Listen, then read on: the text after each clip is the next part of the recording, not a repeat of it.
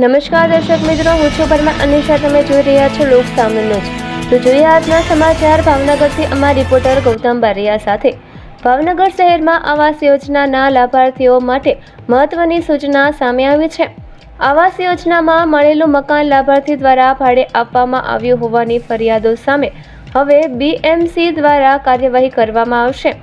આવાસ યોજનાના લાભ લઈ મકાન મેળવ્યા બાદ જો કોઈ લાભાર્થી પોતાનું મકાન અન્ય વ્યક્તિને ભાડે આપી ભાડાની આવક મેળવતો હોવાનું સામે આવશે તો આવા કિસ્સામાં મહાનગરપાલિકા દ્વારા નિયમ મુજબ કાર્યવાહી કરવામાં આવશે.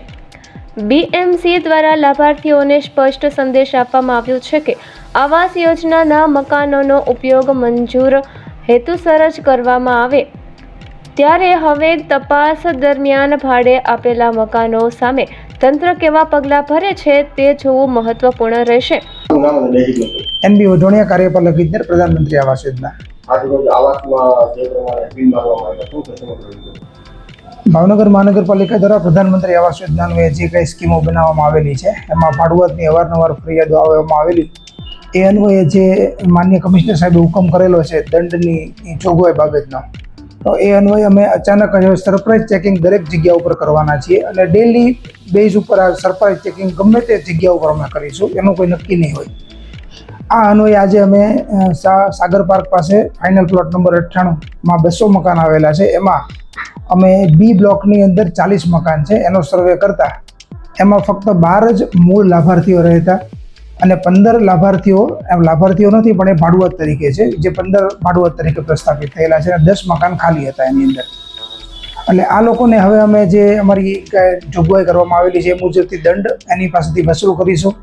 અમુક સમય મકાન બંધ પણ રાખીશું એને, અને આગામી સમયમાં અમે અહીંથી દરખાસ્ત કરવામાં આવનાર છે કે આ દંડને લગભગ 5 ગણો વધારે કરવામાં આવે, એટલે કે 25,000, 50,000 અને 1 લાખ રૂપિયા સુધી. અને જો ત્રીજી વખત આ લાભાર્થી પકડાશે છે તો મકાન રદ કરવા સુધીની કાર્યવાહી કરવા માટે અત્રેથી દરખાસ્ત કરવામાં આવનાર છે. જેની મંજૂરી મળી હતી એ મુજબથી પણ અમે આગળ કાર્યવાહી કરીશું. હાલ અમે અત્યારે સીલ નથી મારેલા, પણ જે ભાડુઆત તરીકે પ્રસ્થાપિત થઈ ગયા છે એને અમે કાલે જ નોટિસ આપવામાં આવશે અને મકાન ખાલી કરી નાખશે તો એને સીલ મારવામાં નહીં આવે પણ એનો દંડ વસૂલ કરવામાં આવશે.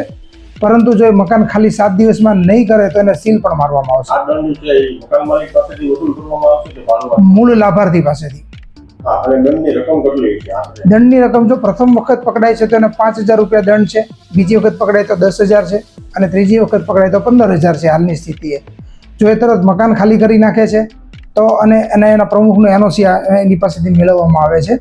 પરંતુ જો મકાન ખાલી નથી કરતા તો પ્રથમ વખતમાં 10,000 રૂપિયા સીલ માર્યા બાદ 10,000 રૂપિયા દંડ છે, બીજી વખતમાં 20,000 છે અને ત્રીજી વખત 30,000 રૂપિયા દંડ છે અને ત્યારબાદ ચોથી વખત જો પકડાય તો એ મકાનને રદ કરવાની પ્રક્રિયા અમારા દ્વારા કરવામાં આવે છે. તો ફરી મળીશું એક નવા સમાચાર સાથે. ત્યાં સુધી જોતા રહો લોક સામનો ન્યૂઝ.